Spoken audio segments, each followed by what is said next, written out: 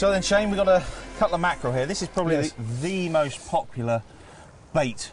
I would say it is, yes. On our, yes. In our fishing. So to prepare a mackerel, obviously, first of all, we need to Open the pack. open the pack, and these have just come out of the cool box, and they're still nice and firm. We'll take that one away. So we've got the mackerel out, discard that one. Yes. Next thing, to prepare this bait, we basically need a fillet tip. You need a filleting knife, yes. So there's a filleting knife. There we are.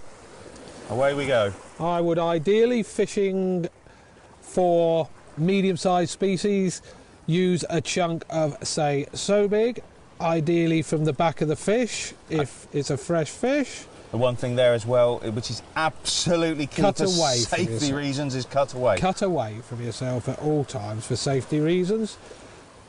Take a small fillet off the flank there. Then you've got something there that can be used as a single bait, or if you're fishing for smaller species, you can use that as two baits. Ideally using a sharp pair of scissors to cut the piece of mackerel down the middle. The thing with mackerel is it can be, as you were just saying, it can actually be used as a main bait and as a tipping bait, can't it? It's so versatile. Mackerel has got to be the most versatile bait that we use. And there you can have two baits, which are good size baits for use for a whole number of species. And we'll now go on to baiting up the mackerel. Okay, so we're going to put a slightly bigger bait on the bottom hook. What are we going to go for? A piece like that? A piece like so. I would start by passing the hook through the top of the piece of mackerel. Then I would knit it on in this fashion, in and out 3 times of the piece of mackerel. So you've got the hook in effect sitting right in the bottom of the chunk where the fish is likely to take it. And is it important to make sure that the flesh is always this side of the hook rather than the other side? Because that's where the fish are going to go. Yes, because that's where the fish are going to go. That's the softest part of the bait, nearest to the hook point, with more chance of hooking the fish. I really think it's necessary to whip mackerel if you're casting at any range.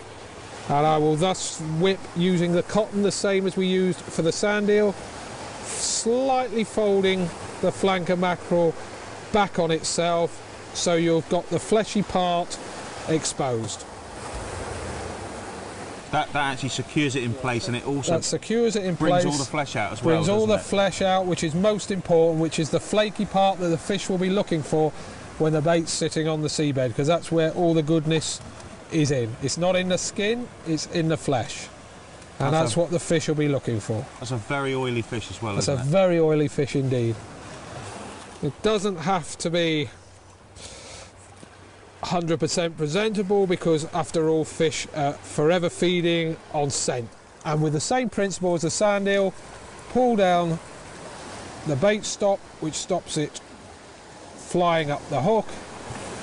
Keep the hook point well exposed, and there you have a perfect mackerel bait for any species, from dogfish through to ray, huss, spur dog. And that is a perfect size for those species. Perfect. And there you have the 2 baits on the rig ready to go out.